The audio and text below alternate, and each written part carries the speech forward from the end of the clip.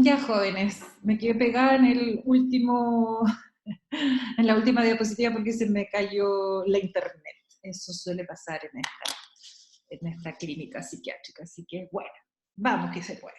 Les estaba contando que es relevante la comorbilidad, que después vamos a conversar sobre los trastornos clínicos, y que de los trastornos ansiosos más comórbidos tenemos el trastorno por ansiedad generalizada. Después vamos a revisar cuáles son los elementos más centrales de la ansiedad generalizada. Pero el trastorno por ansiedad generalizada se asocia con otros trastornos ansiosos, con depresión, aumenta la probabilidad de tener un trastorno disruptivo del comportamiento, de los que tenemos ahí abajo, que son trastornos por déficit atencional, de conducta oposicionista y por uso de sustancias.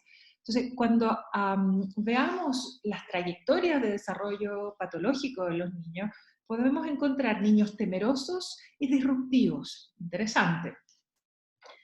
Y además que para bajar probablemente la conducta disruptiva y para bajar los síntomas de ansiedad o la intranquilidad interna, empiezan a consumir sustancias, ya sea alcohol y drogas. Respecto del trastorno ansioso social, la comorbilidad es con fobias específicas, también con trastorno de uso de sustancias, por la misma razón que veíamos antes. Acuérdense que el ansioso social lo que necesita es como poder sentirse menos intimidado, menos avergonzado de la evaluación de los demás para poder integrarse con los demás. Y empieza a usar sustancias como principalmente drogas. Antiguos estudios mostraban que el alcohol funcionaba mucho como desinhibidor, pero pareciera que ahora la tendencia más bien es hacia el uso de marihuana. La ansiedad generalizada, la agorafobia, que es el temor a los espacios abiertos, y otros trastornos del desarrollo, y mutismo selectivo, que también lo vamos a tratar en esta clase, estarían vinculados a ansiedad social. La fobia específica se ha relacionado con trastornos del ánimo, ya sean trastornos bipolares como unipolares y a trastorno por déficit atencional. Y todos los trastornos ansiosos de la adolescencia se relacionan con trastorno explosivo intermitente, con trastorno por ansiedad social y con trastorno de pánico.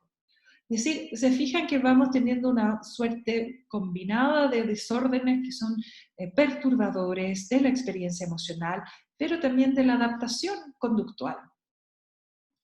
En el trastorno de pánico se ha visto asociación con trastorno por ansiedad generalizada, ansiedad de separación y depresión.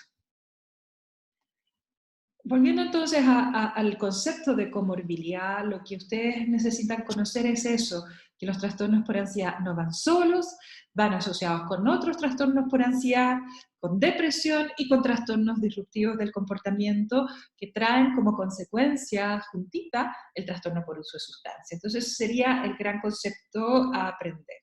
Otros trastornos ansiosos, depresión, trastornos disruptivos y trastornos por uso de sustancias.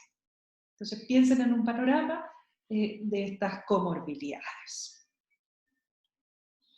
Continuamos. Ahora sí que vamos a hablar sobre las presentaciones clínicas de los trastornos por ansiedad en niños y adolescentes. El primer trastorno que vamos a revisar es el trastorno por ansiedad de separación, que consiste en una ansiedad o un malestar inapropiados al nivel de desarrollo del niño o del adolescente ante la separación de la figura principal de apego o de su cuidador. El trastorno por ansiedad de separación es un trastorno que antiguamente se clasificaba solamente hasta los 18 años. Hoy día se ha visto, y esto aparece en las clasificaciones de DSM-5, que es un trastorno que te puede acompañar a lo largo de la vida. Entonces podemos tener adultos que tienen trastornos por ansiedad de separación, y eso nos hace comprender por qué detrás de un adulto con ansiedad de separación puede haber un niño con ansiedad de separación. Y eso va como perpetuándose. ¿Cuál es el tiempo que se espera que se manifieste clínicamente este miedo o malestar ante la separación del cuidador? Alrededor de 4 semanas en niños y adolescentes, y se espera que sean al menos 6 meses en adultos. Entonces es un criterio bastante corto para niños y adolescentes para definir que se trata de un cuadro propiamente. ¿Cuáles son los elementos centrales del trastorno por ansiedad de separación? Son las preocupaciones de los niños, ya sea de manera anticipada o durante la separación, respecto a perderse, a ser robados, a que los papás puedan morir o sean dañados en un accidente, en un asalto. Y entonces el miedo principal es que no puedas ver más a tus padres. Y eso es tremendamente ominoso. A veces hay niños con ansiedad de separación que con mucho esfuerzo están, por ejemplo, en la sala de clases, escuchan pasar una ambulancia o una sirena y de inmediato imaginan que en esa ambulancia va su mamá, que le pasó algo muy terrible, entonces se activan todos estos síntomas que hemos conversado a nivel cognitivo, a nivel fisiológico y a nivel emocional. De todas maneras, el trastorno por ansiedad de separación, aunque pueda tener mucho un origen relacionado con padres ansiosos de separación, hay factores reales que acontecieron en la vida de los niños y que producen entonces un sentimiento de ansiedad. El primero es cuando ha habido una muerte o una pérdida de padres o de mascotas. Las mascotas son muy importantes en las vidas de los niños y producen mucho dolor su ausencia. También el que haya enfermedad presente en los padres, pero también en los propios niños, y otros eventos estresantes, cambios de colegio, cambios de domicilio, la separación de los papás, en que el niño pierde quizás una relación más continua con alguno de los padres. Bien, ¿y cuáles son entonces los síntomas que expresan los niños con trastornos por ansiedad de separación? Muchas veces los chicos lo que mayormente expresan los papás es rechazo a dormir solos, como que antes podían irse a su cama, acostarse, dormirse, ahora necesitan ser acompañados. Y están en un estado también como de hiperalerta. El niño se está quedando dormido, el papá ya está por irse y el niño empieza como con sobresalto y se despierta y empieza un ciclo de nuevo. Y eso va generando esto que hablábamos antes, que es la acomodación de los papás, en el sentido de que los papás se empiezan a acostar y se quedan a dormir con los niños en su cama, o también los niños se levantan durante la noche y se meten a la cama de los papás, y donde se meten los niños en el medio de la cama de los papás, y esto hace que se empiece a trastornar también la relación de pareja con la presencia del niño, o a su vez también puede ser un síntoma la disfunción de pareja la presencia del niño. Entonces hay que estar alerta a los problemas también funcionales familiares. Los niños expresan también preocupación de estar lejos de casa, pesadillas relacionadas con la separación, siempre hay que investigar los sueños y pesadillas en niños, dolor abdominal recurrente como un síntoma anticipado o durante las circunstancias que están separados, dolores de cabeza, cefalea, tensión y temblor muscular, mareos. Todos son síntomas, sobre todo ya los más físicos suelen empezar a presentarse hacia la edad escolar y hacia la adolescencia. Entonces, ¿qué va a hacer el niño? El niño va a estar aferrado a sus papás cada vez que tenga que ser separado. Entonces voy al colegio, voy al kinder, pre-kinder, y en vez de quererme entrar a la sala de clases, me pongo como lapa con mis padres porque no quiero entrar, porque no me quiero separar. En la casa pueden ser niños que están pendientes de manera constante de sus padres, donde van, aquí están en el baño, los acompañan hasta el baño, llaman a los papás, mamá, ¿dónde estás? Y lo que puede ser bastante perturbador también para este ambiente familiar. Y los padres suelen estar agobiados con esta demanda continua de atención.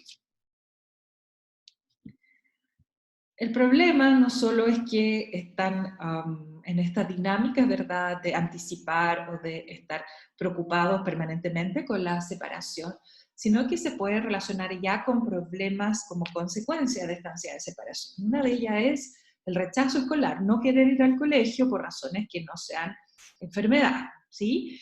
Y esto afecta entonces su dificultad para socializar, además de niños que no pueden ir a las actividades regulares, no les gusta ir a la plaza, no les gusta ir a los cumpleaños, no les gusta ser invitados a dormir fuera de sus casas, o cuando tienen que prepararse para los qué sé yo, paseos de fin de año, los que van a Scout, los que tienen incluso el viaje de estudios. He tenido pacientes que ya son grandes y que están angustiados con un año de anticipación por la posibilidad de tener que viajar lejos de sus casas. Y si logran irse finalmente, muchos de ellos les sucede que empiezan a llamar por teléfono para que los vayan a buscar, o incluso los papás tienen que viajar a los lugares donde se encuentran. Entonces, no se quedan a alojar, no van a los campamentos, no salen a jugar. Imagínense lo que eso es para un niño en un proceso de desarrollo normal. La prevalencia del trastorno por ansiedad de separación es un 2% para 12 meses y un 8% como prevalencia de vida. Y yo no quiero que ustedes se sepan las prevalencias así de manera específica, sino que es para mostrarles que puede ser bastante relevante un 8% de tener a lo largo de la vida en algún momento un trastorno por ansiedad de separación. Bien, ese era el trastorno por ansiedad de separación. Perdón. Ahora vamos a hablar sobre la fobia específica. Y la fobia específica es un miedo excesivo a un objeto o una situación específica que aparece de manera inmediata, el miedo, consistentemente, es decir, el mismo objeto o situación produce el mismo miedo, pero que también es valorado como irracional. Ahora, ojo, no siempre los niños pueden evaluar algo como irracional porque no tienen las habilidades cognitivas por su desarrollo. Eso surge más hacia adelante. Normalmente la fobia específica se asocia a conductas como esconderse, aferrarse, llorar, gritar. También está la lipotimia vasovagal, que se ve habitualmente en las fobias a la sangre y a las agujas, y también a distintos procedimientos médicos. Ocurre un congelamiento, esto es llamado el freezing, o entumecimiento, y activación autonómica, que es desde reacciones, como les comentaba, que pueden ser simpático-miméticas o también neurovegetativas vagales. Para clasificar una fobia específica como tal, este miedo excesivo tiene que estar presente al menos durante 6 meses y de manera consistente, genera evitación, malestar y disfunción, y a veces está condicionada y aprendida a partir de una experiencia vivida, estresante o traumática, ¿ya? Como esta sensación de no tener salida cuando te expusiste a una determinada situación de miedo. Se clasifican de maneras distintas, hay 5 categorías. La primera es la fobia hacia los animales, entonces fobia a los perros, arañas, fobia a los caballos, fobia a los insectos, fobias a las culebras, esa es la ofidofobia. Y la verdad es que generalmente los niños tienen al inicio más temores a los animales más grandes y con el tiempo se va teniendo más temor a los animales más pequeños. La otra categoría es la de los llamados ambientes naturales, miedo a los rayos, a la oscuridad, a las alturas. Esto es como en el Osito Ted, ¿se acuerdan que el joven buen mozo, que ya se me olvidó cómo se llama? Bueno, él estaba temeroso de chiquitito, pidió su Osito Ted y ambos seguían teniendo el miedo a las tormentas y cantaban. ¿Qué más? La tercera categoría son el temor a la sangre, las inyecciones, las lesiones, los procedimientos. Y como les contaba, esto efectivamente va en algunos pacientes con reacciones vagotónicas, donde los pacientes hacen lipotimias o incluso reacciones sincopales, parecidas a los síntomas también que se presentan en la disautonomía familiar. La cuarta categoría es las fobias específicas situacionales, que están relacionadas con contextos muy particulares, como puede ser volar en avión, el manejar o andar en puentes o también en subterráneos o como se llama en el metro, y otros dentro de los que se distribuyen distintas posibilidades como ruidos fuertes. Yo tengo un paciente que le tiene miedo a los globos cuando se rompen, entonces no podía ir a los cumpleaños porque había la posibilidad de que se rompieran los globos, a los payasos, lo que confieso que a mí tampoco me gustan, y el miedo a atragantarse, ya que eso puede relacionarse después con una fobia alimentaria, en el sentido de que experimentaste un atragantamiento y el niño después no quiere comer comidas sólidas y empiezan otras consecuencias que pueden ser un poco más complicadas, como disminuir el peso, desarrollar un trastorno más bien en la línea alimentaria. Las prevalencias de las fobias específicas son altas, si ustedes se fijan, un 16% para 12 meses, 20% prevalencia de vida, y la fobia como experiencia aislada ocurre en un 17% de la población, o sea, 17% de las personas pueden tener una fobia específica. Ahora, las fobias tienden a generalizarse, es decir, que si yo primero le tengo miedo a las arañas, puede que después le empiece a tener miedo a otros insectos, incluso insectos lindos como pueden ser las mariposas. Esa es una generalización. Seguimos. Ahora vamos a hablar del trastorno por ansiedad social, el TASO, que también está dentro de las fobias. Puede ser llamado fobia social, pero nosotros lo vamos a nominar como las clasificaciones. Y el trastorno por ansiedad social corresponde a un miedo excesivo y discapacitante de la evaluación negativa de los demás hacia una. Y se relaciona con evitación de situaciones sociales o incomodidad severa durante estas mismas situaciones sociales. O sea, no voy en definitiva, pero sí lo estoy haciendo a costa de un gran malestar interno. Requieres 6 meses de presencia para poder clasificarla, y en niños, niñas y adolescentes existe una escasa interacción social con pares, sienten que los miran los demás y ellos se evalúan a sí mismos como raros, feos, estúpidos y torpes. Tremendo, imagínense valorarse de esa manera, tan negativamente. Más entonces la falta de socialización hace que las personas con trastornos por ansiedad social realmente puedan llevar una vida muy retirada, muy limitada y muy generalizada en algunos casos. En Japón existe un grupo de jóvenes que se llaman los hikikomori, no sé si los han escuchado, que están encerrados en sus casas, muchas veces viviendo aún con sus padres, siendo personas adultas, y donde no establecen contacto prácticamente con nadie, incluso con sus familias. Y las familias lo que hacen es pasarle bandejitas con comida, así, por casi como si estuvieran en la cárcel. Este es un problema de salud pública que están teniendo en el Japón. Y en general en el Japón los problemas de salud mental suelen ser considerados como, ¿cómo se dice?, indignos de alguna manera, entonces hay bastante discriminación y estigma. Y la verdad es que hay riesgo en estos casos de suicidalidad, en el fondo de tensión de tu desarrollo personal, porque no sigues estudiando, ni trabajando, ni estableciendo relaciones con otros, menos de pareja. Entonces puede ser muy, muy complejo y discapacitante. Es un diagnóstico que no existe, el hikikomori, pero se piensa que es una fobia social generalizada, asociada también a ciertos rasgos esquizoides de la personalidad, o incluso podrían ser hasta esquizofrenias que antiguamente se llamaban esquizofrenias simples. ¿Qué les pasa a los chicos con trastornos por ansiedad social? Cuando son más pequeños y tienen esta disposición a la ansiedad social, si son obligados a asistir a reuniones sociales, suelen manifestar pataletas en los niños más pequeñitos, y ya en los preescolares son niños que lloran, se aferran y quedan como congelados cuando hay otros, ¿no? A veces uno ve ansiedad social normal, si tú te encuentras con una persona conocida en la calle y va con su hijito preescolar, hola, ¿cómo te va? Pero el hijito se esconde como detrás de la mamá, y ahí la mamá te dice, bueno, este es Juanito, hola Juanito, y generalmente Juanito se va relajando y va a poder saludarte desde lejos. Pero si Juanito se queda como congelado, ojo que ese puede ser una susceptibilidad para un trastorno por ansiedad social.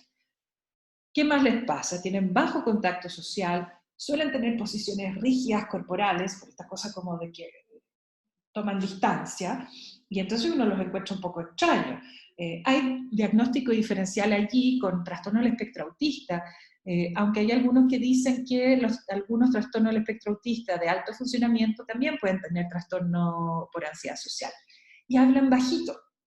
Entonces, a veces uno dice, bueno, ¿por qué no hablan más fuerte? Y puede ser muy torpe con ese tipo de solicitud, porque estos cabros lo pasan mal y ya que tú le digas habla fuerte, les va a generar un refuerzo de este miedo a la evaluación. Entonces, en los trastornos por ansiedad social, vemos evitación, los niños y los adolescentes e incluso los adultos suelen retirarse a sus dormitorios. Si yo convivo a mi familia, a la casa, si mi hijo tiene trastorno por ansiedad social, suele pasar más tiempo en su dormitorio. Suelen comer solos en las escuelas, ¿verdad? Como alejados del grupo, y eso los pone más riesgoso en términos de bullying, por supuesto. Evitan lugares comerciales, perdón, públicos, como centros comerciales, no quieren ir a baños públicos, eso se llama paruresis, que es el temor a hacer pipí en un baño público. Entonces hay niños que van al colegio, adolescentes que van al colegio, que nunca van a los baños públicos porque no quieren que los vean ni los escuchen. Las dos cosas. Si la evitación es extrema, se puede producir un aislamiento social completo, como les conté, y esto es un gran problema dentro de las familias y para el funcionamiento de estos chiquillos, porque invierten el ciclo del sueño y la vigilia en la medida que van aumentando el aislamiento social. Se puede presentar la ansiedad social en variados contextos, por ejemplo, deportes, presentaciones, reuniones, en el consejo de curso, o sea, ahora que estamos con el sistema online, hay muchos niños, me ha tocado ver niños preadolescentes o periadolescentes que no quieren participar en el Zoom porque sienten vergüenza de que sean vistos en la pantalla. Y como esto se trata de la preocupación por el juicio de los demás, de sus síntomas de ansiedad social, se va reforzando. Entonces el chico se enrojece, suda, tiene una voz temblorosa, y eso va, como les decía, funcionando como un reforzador de la conducta de evitación. Siempre es necesario distinguir esto de la timidez normal. La timidez es una cualidad normal, no todas las personas somos extrovertidas. Hay algunos que son introvertidos bastante y que para poder hacer estas cosas tienen que desafiar varios de sus temores.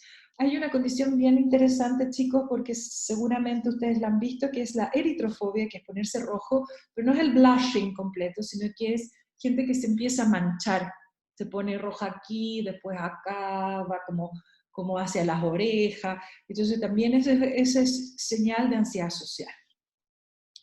¿Cuáles son las consecuencias del trastorno por ansiedad social? Tienen importantes problemas en hacer amistades y mantenerlas, en tener relaciones amorosas, románticas, en explorar la sexualidad, ¿verdad?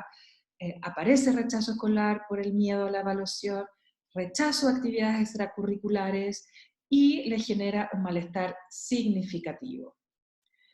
Y en la adolescencia se puede complicar con el consumo de alcohol y sustancias como la marihuana.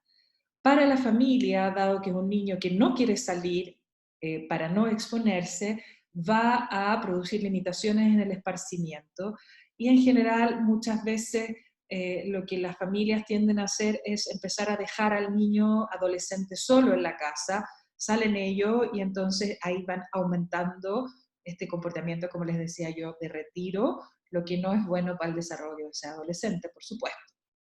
Y tenemos que distinguirlo con trastorno evitativo de la personalidad y trastorno del espectro autista, aunque, como les contaba, se piensa que pueden haber comorbilidades y se piensa que el trastorno evitativo de la personalidad puede ser una consecuencia de este trastorno por ansiedad social.